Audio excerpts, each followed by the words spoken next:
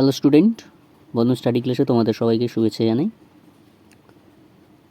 আজ আমরা first class করব আইসিডিএস এর 2026-এর প্রথম ক্লাস আজ তোমাদের হতে চলেছে।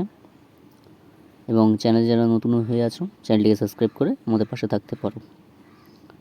এবং ভিডিওর প্রথমে বলে দিতে চাই, আইসিডিএস এর জন্য 2026-এর যে পরীক্ষা তোমরা দেবে, তো এই আইসিডিএস এর আমাদের গ্রুপ খোলা হয়েছে, তোমরা পারলে জয়েন্ট হয়ে যেতে পারো।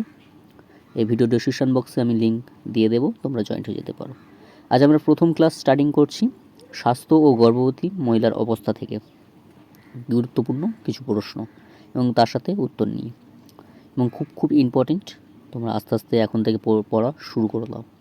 এখন যে প্রশ্নগুলি নিয়ে আলোচনা করব অত্যন্ত গুরুত্বপূর্ণ, তোমরা স্কিপ করে দেখো এবং ভিডিওটা প্রথম থেকে শেষ পর্যন্ত দেখার অনুরোধ রইল। তো দেখো, ফার্স্ট আমরা স্বাস্থ্য গর্ভবতী মহিলাদের অবস্থা থেকে কী প্রশ্ন আমরা পড়ছি দেখে নাও। দেখো, স্বাস্থ্য সম্পর্কিত গুরুত্বপূর্ণ প্রশ্ন আমি এক করে পুরো বলে দিচ্ছি এবং তার সাথে উত্তরগুলো দেওয়া আছে। তোমরা যদি এখন থেকে ভালো করে পড়াশোনা করো অবশ্যই তোমরা সাফল্য হবেই। নিজের প্রতি জেদ এবং নিজের প্রতি সাহস, নিজের প্রতি কনফিডেন্স, নিজের প্রতি সব কিছু রাখা দরকার, ঠিক আছে? দেখো, ফার্স্ট প্রশ্ন কি বলছে দেখো, জন্মের পর শিশুর হৃদয়স্পন্দন প্রভাবিত প্রতি মিনিটে কতবার হয়ে থাকে? প্রতি মিনিটে 170 থেকে 190 বার হয়ে থাকে। 2 নম্বর প্রশ্ন, একজন প্রাপ্তবয়স্ক সুস্থ স্বাভাবিক মানুষের প্রতি মিনিটে নাড়ি স্পন্দন কত হওয়া উচিত? প্রতি মিনিটে 72 বার, ঠিক আছে? নেক্সট 3 নম্বর প্রশ্ন, জন্মের পর একটি শিশু স্বাভাবিক ওজন কত হওয়া উচিত? 2.26 কেজি থেকে 3.5 কেজি হওয়া উচিত। 4 নম্বর প্রশ্ন, জন্মের পর একটি শিশুর স্বাভাবিক উচ্চতা কত হওয়া উচিত? 20 থেকে 22 ইঞ্চি। নেক্সট প্রশ্ন, একটি শিশুর স্বাভাবিক শ্বাস প্রশ্বাসের হার কত মিনিট হওয়া দরকার?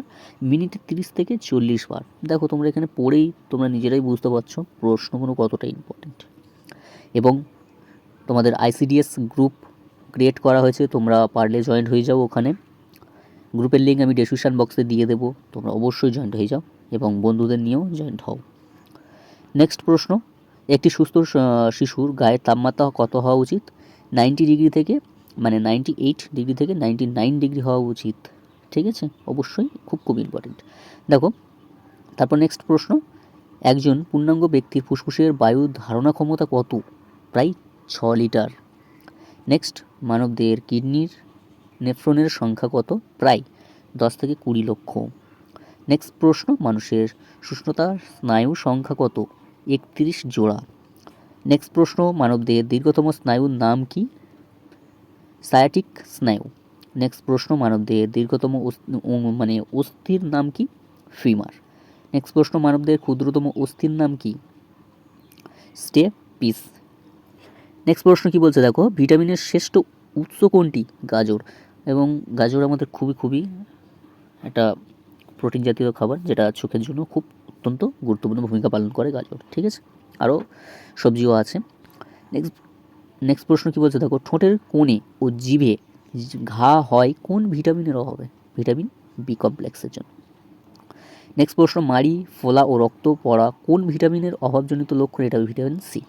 দেখো, এখানে যে কটা প্রশ্ন পড়লাম খুবই কিন্তু বাছাই করা, এবং তোমরা প্রশ্নগুলো পড়লে অবশ্যই তোমরা বুঝতে পারবে, ঠিক আছে? এগুলো হচ্ছে স্বাস্থ্য সম্পর্কে প্রশ্নগুলো, খুব ইম্পর্টেন্ট। ফার্স্ট ক্লাস আমাদের আজ থেকে শুরু হচ্ছে এবং যে প্রশ্নগুলি আলোচনা করছি অত্যন্ত গুরুত্বপূর্ণ। তোমরা পড়লে নিজেরাই বুঝতে পারবে। এবং আইসিডিএস গ্রুপ খোলা হয়েছে, তোমাদেরকে আরেকবার বলে দেওয়া হচ্ছে, আইসিডিএসের গ্রুপ খোলা হয়েছে, তোমরা জয়েন্ট হয়ে যেতে পারো। এই ভিডিও ডিসক্রিপশান বক্সে আমি লিঙ্ক দিয়ে দেবো, তোমরা পারলে জয়েন্ট হয়ে যাও এবং সবাইকে বলো, এবং তোমাদের ক্যান্ডিডেট যারা চেনাশোনা আছে অবশ্যই গ্রুপে থেকে পড়াশোনা স্টার্টিং করতে পারো আমাদের গ্রুপে থেকে, ঠিক আছে? অবশ্যই জয়েন্ট হয়ে যাও। নেক্সট প্রশ্ন কি বলছে দেখো, চুল ও নখের কোন প্রোটিন থাকে? ক্যারাটিন, ঠিক আছে? নেক্সট প্রশ্ন, কোন ভিটামিন কেটে যাওয়ার জায়গা থেকে রক্তক্ষরণ বন্ধ করে? Vitamin K. খুব ইম্পর্টেন্ট। ভিটামিন সি কোন খাবারগুলি থেকে পাওয়া যায়? লেবু, আমলকি, আনারস, আম, টমেটো ইত্যাদি। তাহলে এখানে তোমার প্রশ্ন আসতে পারে যে ভিটামিন কোন খাবারগুলিতে থাকে? অপশান দিয়ে দেবে, তোমাদেরকে অপশান চুজ করে করতে হবে, ঠিক আছে? সব এমসিকিউ আকারে প্রশ্ন থাকবে। নেক্সট প্রশ্ন, ভিটামিন বি এর অভাবজনিত কয়েকটি রোগের নাম? বেরি আছে, তারপর চর্মরোগ আছে, স্নায়ু দুর্বলতা ইত্যাদি আরও আছে।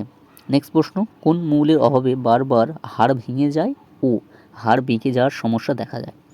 এটা হচ্ছে ক্যালসিয়াম ও ফসফরাসের। নেক্সট প্রশ্ন, কোন মৌলর অভাবে অ্যানিমিয়া বা রক্তলতার রোগ হয়? এটা হচ্ছে আয়রন বা লৌহ। খুব ইম্পর্টেন্ট প্রশ্নগুলো, খুবই গুরুত্বপূর্ণ। নেক্সট প্রশ্ন, ম্যালাসমাস রোগ কীভাবে বা কিসের অভাবে হয়? এটা হচ্ছে ভিটামিন ডি এর অভাবে এই রোগটা হয়ে থাকে। এবং এখানে যে প্রশ্নগুলো বলছি দেখবে সবটাই কিন্তু খুব ইম্পর্টেন্ট এবং পুষ্টির দিক থেকে সব প্রশ্ন, মানে স্বাস্থ্য দিক থেকে সব কিছু খেয়াল করে এই প্রশ্নগুলি কিন্তু রাখা হয়েছে, খুব ইম্পর্টেন্ট। মা এবং শিশুর প্রতি যে গর্ভবতী মহিলাদের যে অবস্থা এবং স্বাস্থ্য যেগুলো থাকে সেইগুলো নিয়ে কিন্তু আলোচনা করা হচ্ছে। এই টপিকের ওপর কিন্তু সব প্রশ্ন ফার্স্ট ক্লাস আজ থেকে কিন্তু স্টার্টিং হয়েছে। তোমরা অবশ্যই গ্রুপে জয়েন হয়ে যাও, ICDS গ্রুপে, লিঙ্ক ডেসক্রিপশন বক্সে দেওয়া আছে। ঠিক আছে, নেক্সট প্রশ্ন বলছে, দেখো কোন ভিটামিনের অভাবে বেরি রোগ হয়? খুব ইম্পর্টেন্ট, এটা তোমরা 7 থেকে পড়ে এসছো, যে 7-এ জীবনবিজ্ঞানের বইতে তোমরা পড়েছো যে ভিটামিন বি এর অভাবে হয়। তো ভিটামিন ডি এর অভাবে কী রোগ হয় বলো দেখি? রিকেট, দাঁতে পোকা ইত্যাদি আরও আছে। BMI এর সম্পূর্ণ নাম কি দেয়া আছে? Body must indexed. একজন স্বাভাবিক মানুষের BMI কত হওয়া উচিত? 20 থেকে 30-এর মধ্যে হওয়া উচিত। রক্ত কি? রক্ত হলো এক প্রকার তরল যোগ কলা। মানুষের রক্তে কত শতাংশ জল থাকে? মানে কত শতাংশ জল থাকে? ওটা হচ্ছে 90%-এর বেশি মানুষের রক্তে জল থাকে। ঠিক আছে, নেক্সট প্রশ্ন বলছে, মানুষের লালা রসে শতকরা কত শতাংশ জল থাকে? এটা হচ্ছে 95% জল থাকে। নেক্সট প্রশ্ন, কোন ব্লাড গ্রুপকে সর্বজনীন রক্তদাতা বলা হয়? এটা হচ্ছে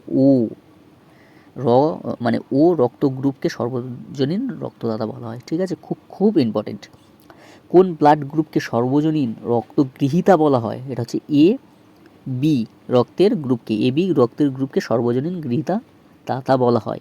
দেখো এই যে প্রশ্নগুলি রাখলাম খুব কিন্তু ইম্পর্টেন্ট। তোমরা দেখো, তোমরা নিজেরাই পড়ে তোমরা নিজেরাই মনে করো যে প্রশ্নগুলি কতটা গুরুত্বপূর্ণ। এবং 26-এ তোমরা এক্সাম দেবে, অত্যন্ত ভূমিকা পালন করবে এই প্রশ্নগুলি, অত্যন্ত গুরুত্বপূর্ণ। এবং তোমরা যারা নতুন হয়ে আছে চ্যানেলটিকে সাবস্ক্রাইব করে পাশে থেকো এবং ঝটাপট আমাদের গ্রুপে জয়েন হয়ে যাও এবং ভিডিওটা ভালো করে সবার মধ্যে শেয়ার করো এবং এখন থেকে পড়া স্টার্টিং করে দাও।